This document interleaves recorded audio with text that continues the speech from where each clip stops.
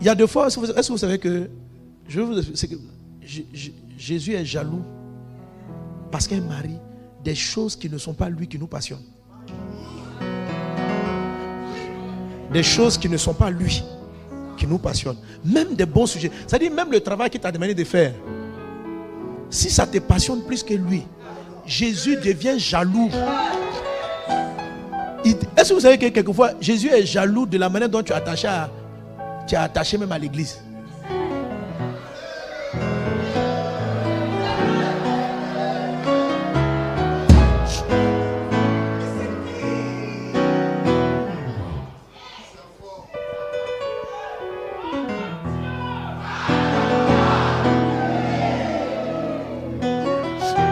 Amen. C'est de ça qu'il parle. Il ne parle pas des péchés. Il parle de ce qui prend ton cœur. C'est un palabre. Et très souvent, vous savez, c'est très souvent les palabres dans les couples. C'est pas l'adultère là.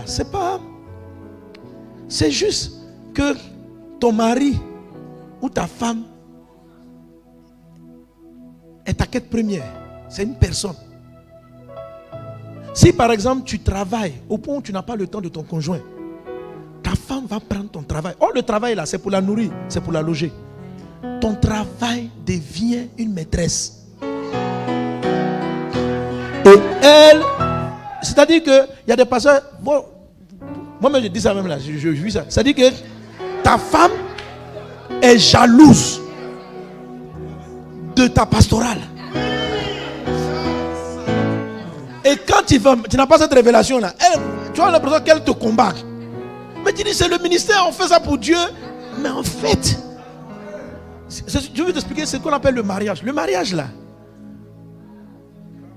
Alléluia. Écoutez, un fils, il y a des choses qu'on tolère. Quand tu es un chrétien fils, il y a des choses que Dieu ne considère pas. Mais quand tu veux rentrer dans la dimension de l'épouse, il y a des palabres.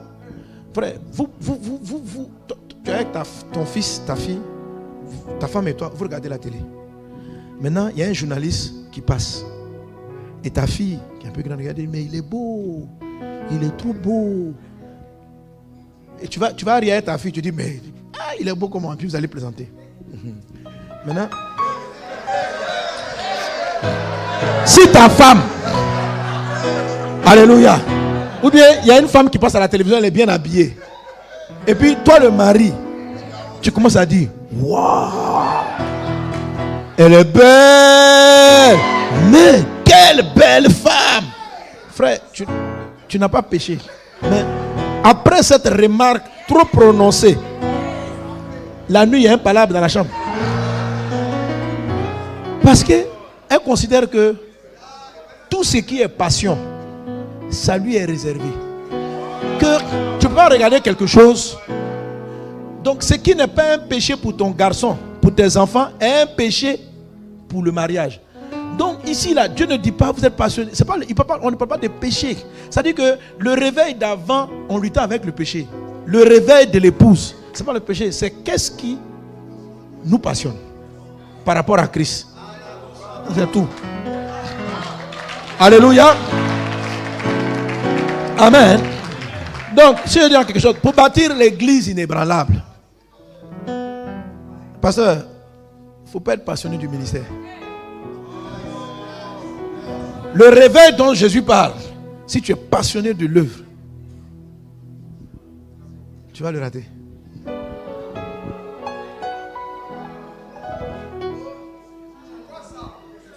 C'est-à-dire que tellement l'œuvre te prend, quand tu passes du temps en prière, tu ne pries que pour l'œuvre. Tu ne penses qu'à l'œuvre. Et Dieu avec toi. Vous ne parlez pas de votre amour. C'est-à-dire, vous ne parlez pas de votre amour. Vous parlez. C'est-à-dire que c'est comme si ta femme est là. Et puis vous parlez seulement du travail. C'est comme si même. Est-ce que tu sais que ta femme et ton mari peuvent être jaloux de vos enfants? Oui. C'est-à-dire que vous asseyez. C'est comme si la personne ne compte plus. Mais vous êtes là. Les enfants font ceci. Les enfants font ceci. Un moment, ton conjoint va te dire aime-moi. Parce que l'adultère dont parle le Seigneur ici, là, c'est... Vous voyez, c'est ce qui fait que ce réveil-là, on a des difficultés à y entrer parce qu'on ne comprend pas la différence. Je suis en train de servir Dieu. Et puis, c'est comme si à un moment donné, tu sens que Dieu ne t'accompagne plus. Parce qu'il dit, vous demandez, vous n'obtenez pas. Il dit, mais en fait, il dit, parce que vous demandez pour satisfaire vos passions. Mais c'est quoi ta passion? C'est que ton église grandisse.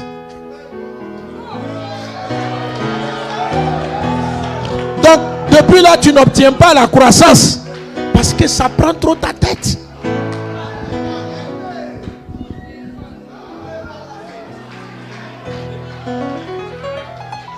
Donc, ce n'est pas Jésus qui est en train de bâtir. Lui-même, il est en concurrence avec le temple. C'est-à-dire, quand tu te couches le matin, comment je vais construire? L'argent pour construire, l'argent pour les séminaires. Il dit, et notre amour. Mais toi, je viens vers toi pour que tu pourvoies à ce projet. Donc, il devient un pourvoyeur. Celui qui donne l'eau, mais tu n'as pas le rocher. Tu bois, donne-moi l'argent, attire les âmes. Donc, il devient un instrument d'obtention. Un instrument pour ta tête. Donc, à un moment donné, volontairement, il ferme la porte.